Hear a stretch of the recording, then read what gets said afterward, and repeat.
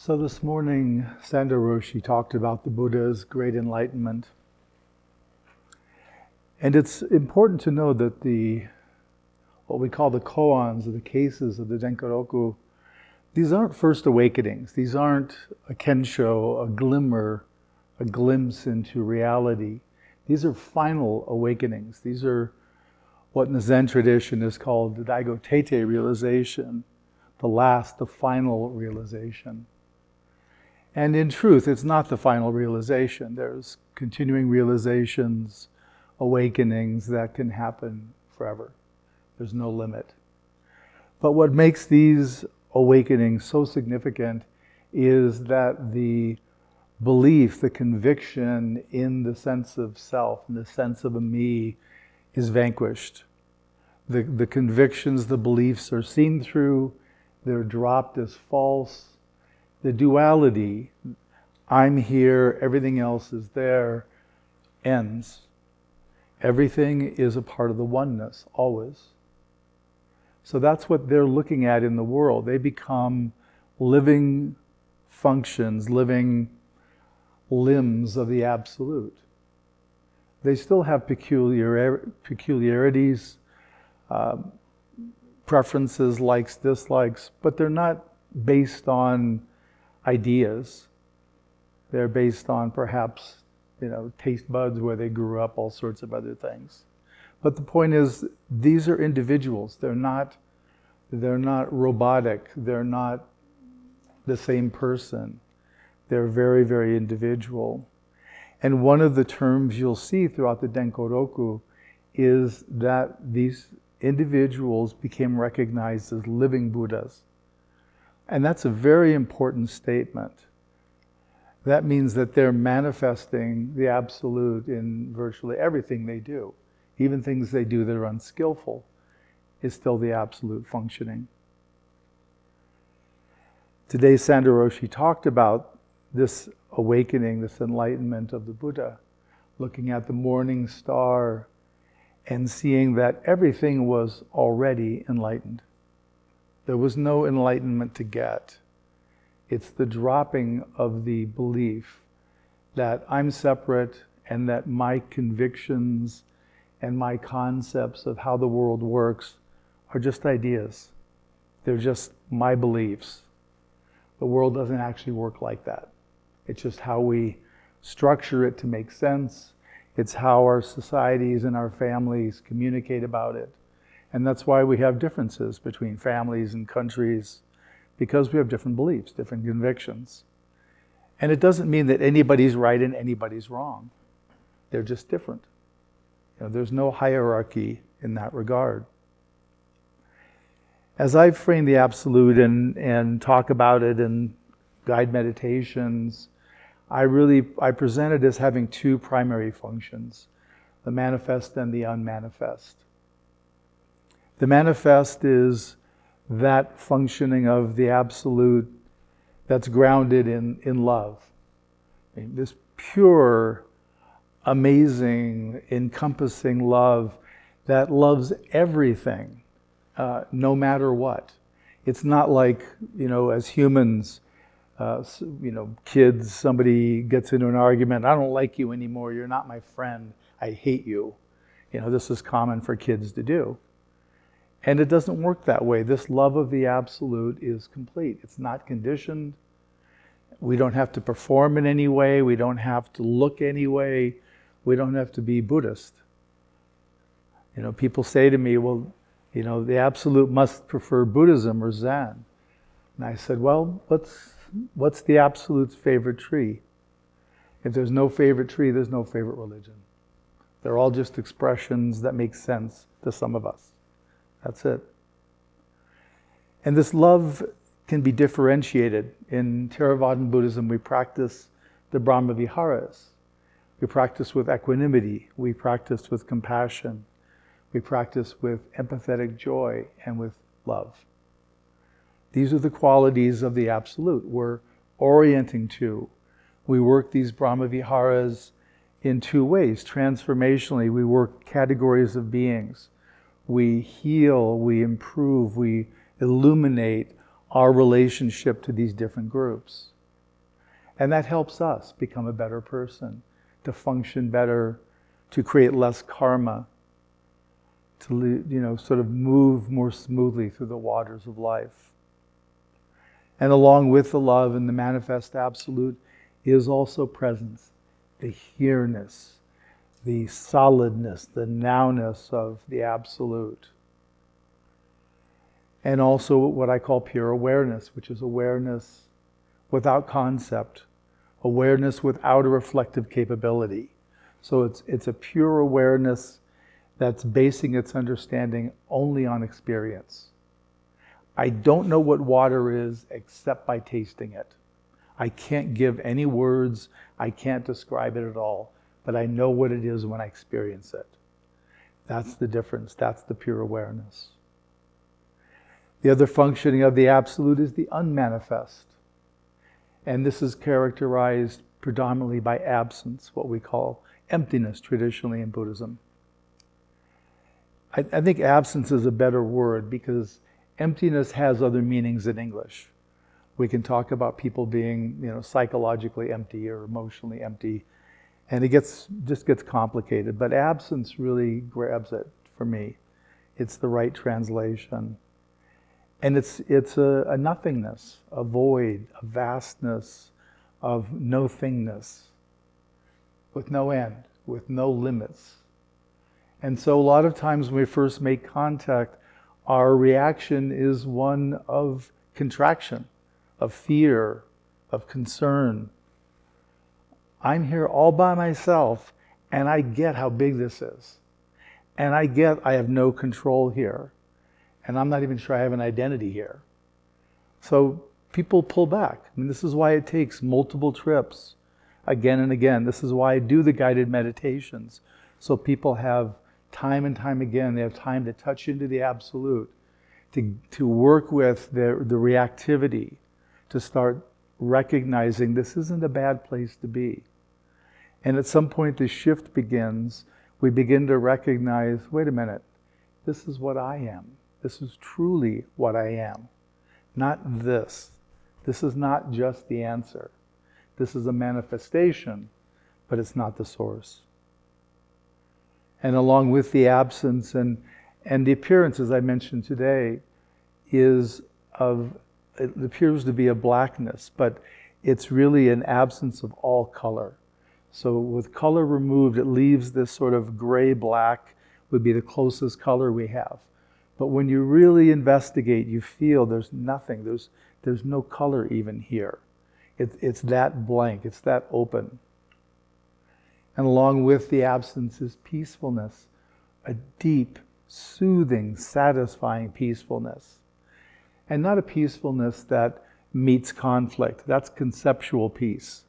This is peace that will go anywhere, will come into anything, and will bring in that quality of just the settled smoothness, the ease, the openness that peace has. And along with peace is stillness. Just a pristine stillness that, again, can be unnerving when we first make contact with it. Having so much stillness really gets our minds activated, because our minds are going all the time because we don't want to pause. We don't want to have that stillness because we don't know what's going to happen. As long as we're running thoughts and we're projecting an identity, the world makes sense. Everything's in its place. Everybody agrees. We all agree to the dream. And so it makes some sense. And in Theravada Buddhism, the practice of orienting towards cessation, which is the same as nibbana, nirvana, is orienting to the absence, the peace, the stillness. And that draws awareness and consciousness deep, deep, deep into the absence. And as we go deep into the absence, all of our mechanics begin shutting off. Thoughts stop. No thought. Complete stillness. No identity, except that there is consciousness and awareness for a while. And as the peace and stillness draws deeper, and we get closer to cessation, the when we enter cessation, consciousness will stop. And when we move a little deeper into cessation, awareness stops. There's nothing. Lights out, blackness. Dreamless sleep is the best way it's called. And we only know that something significant happened afterwards, when we wake up from cessation. It's the most refreshing experience you'll ever have. You feel rejuvenated in ways you didn't think possible. And if it's sustained enough experience, in working with students, I've come to the conclusion that it needs to be at least a 30-minute experience of cessation or more. It's no problem if it's less, but it's not going to be life-altering. At 30 or more minutes, it's life-altering. I had one student who, this is, in my new book, I've got about 10 or 15 student stories of awakening that have happened in the last couple of years. And one is a cessation story, maybe more than one, but one I'm thinking of. The student went in to get a massage, a multi-hour massage. And I've been working with them doing guided meditations into the unmanifest towards cessation. And they went in to get massage for a couple-hour massage, and almost immediately they dropped into cessation as soon as the massage started. And for 2.5 hours, cessation was present. And so, of course, my question is, what was it like for the massage person? That's the interesting question, right? Massage person said, that was the deepest spiritual experience of my life, having my hands touching you during this time. And imagine that. Her hands were on this body, and she had the blowout experience. I mean, that's the magnitude. That's why cessation is such a big deal. And in Theravada Buddhism, that's required for awakening. In the other traditions, the Zen tradition, they don't really stress cessation. As I've been getting to know Zen teachers, and I've had a few come and work with me, and it's been really interesting asking about cessation, where some of them experience cessation as part of their meditation, others through koan resolution. They'll have brief experiences of cessation, but not sustained. And it really requires that journey towards cessation. I did a retreat on cessation a few years ago. Some of you may have been at that. It was really interesting because I can guide people up to what I call the cessation waiting room. It's like you can feel cessation. It's like this sort of ominous presence. And again, it's peace and stillness. So it's not like it's this big bad boogeyman. But the real concern we have is we understand that I have to say yes for this to happen. I have to affirmatively agree for this door to open, this portal to open. And we all understand really clearly, I see the way in, I don't know if there's a way out.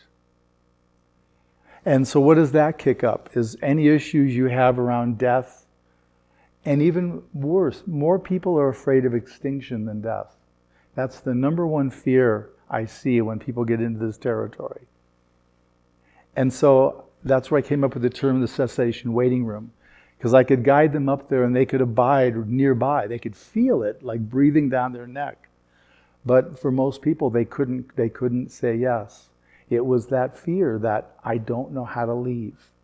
It's that fear you have that I always imagine this image of the astronaut on the line outside the spaceship and the line is cut. That's the fear. Oh shit, what now? And there may be no way back. And so we have to reconcile that in whatever way we do. I mean, my first time I did it on the retreat with the Sayadaw, the 2-month retreat. There's a way into cessation from access concentration of the 8th jhana. 8th jhana is the base of neither perception nor non-perception. That means non-conceptual reality. That's a simple way of saying it. But there's a way from the access concentration to access it. And I was much younger then. It was about 20 years ago. Much bolder, much more full of myself. And so I'd been doing 3-hour jhana meditations on the retreat. So of course, in my hubris, I said, oh, let me set a time resolve for 3 hours in cessation. That sounds like a good number. And so that's what happened. So I spent 3 hours the first time in cessation. It took me 18 months to integrate that experience.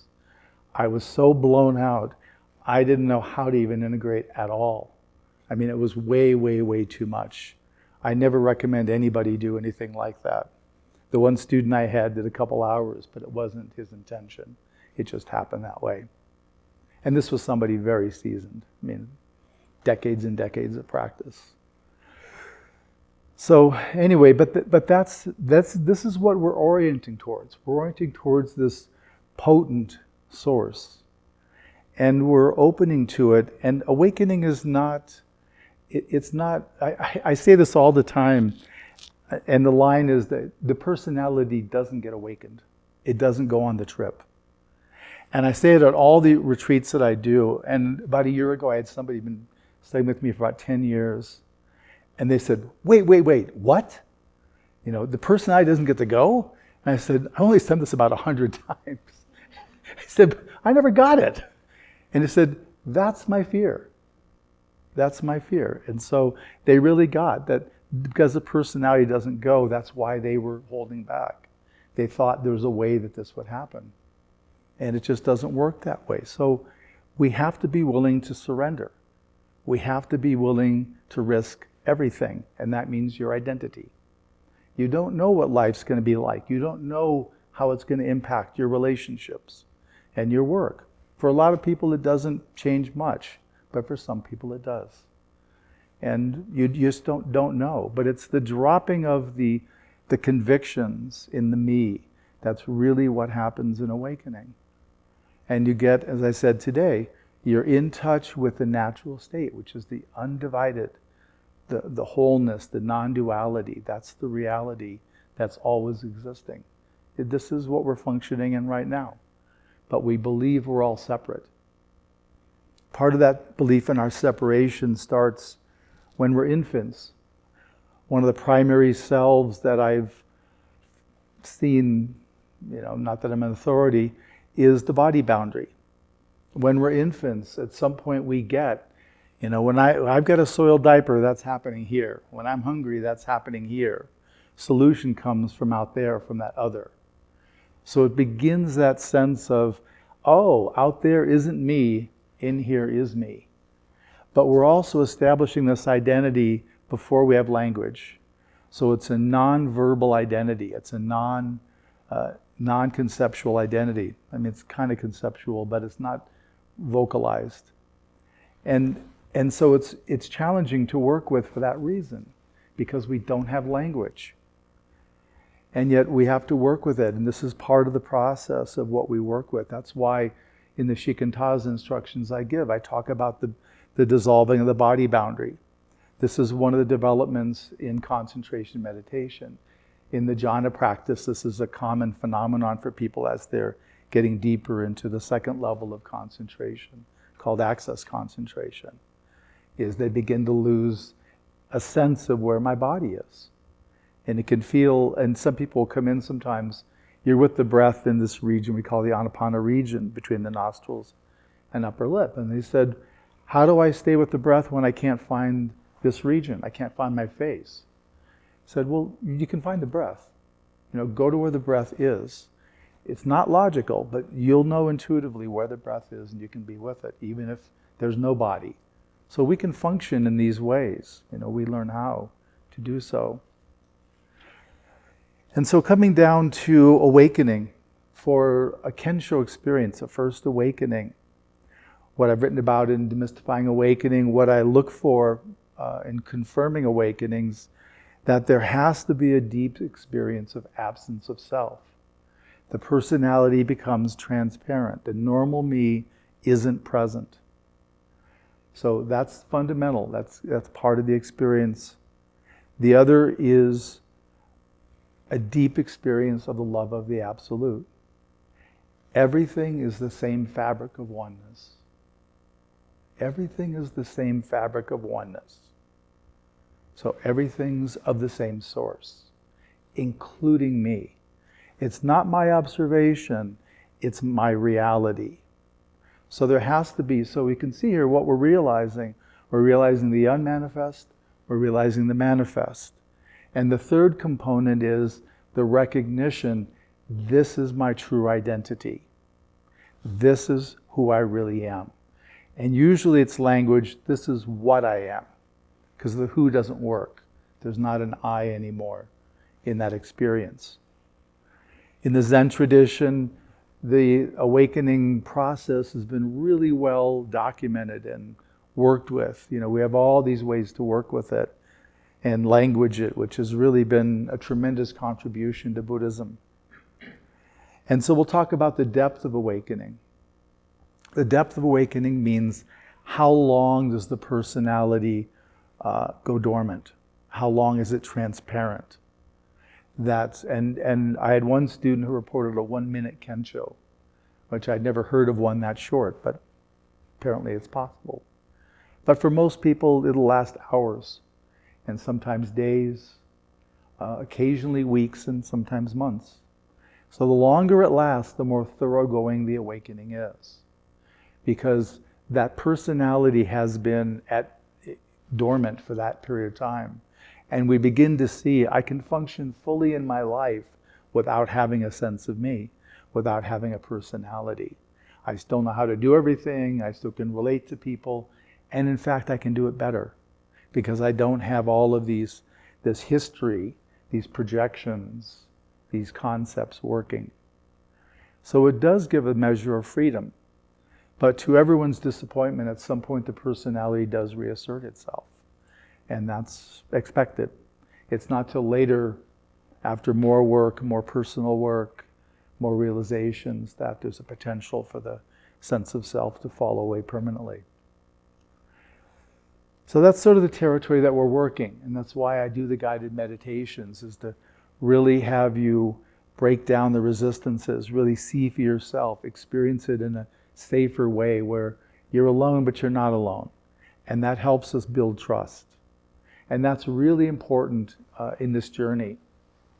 In Theravada Buddhism, they talk a lot about doubt, that doubt really prevents us from deepening. And there are 3 kinds of doubt: doubt in the teacher, the teaching, and oneself. So I suggest to people on retreat, look at your level of doubt, which is really saying your level of trust. And with me as teacher, I say use a 1 to 10 scale. What's your level of trust? And for me, I don't care what level you come up with, but be truthful for yourself. If it's low, how come? What are you not quite getting? What are you not willing to invest in me as a teacher? And the teaching, same thing. And also yourself. Of course, most people have doubt in themselves. That's the biggest doubt. But the reason I bring this up is because in talking with people after Kensho, one of the commonalities I've seen is everybody has a 10 for 10 out of all 3 categories. Their trust is through the roof, so they can let go. And that's why I say it's good to self-examine over the course of the retreat and just see where you land.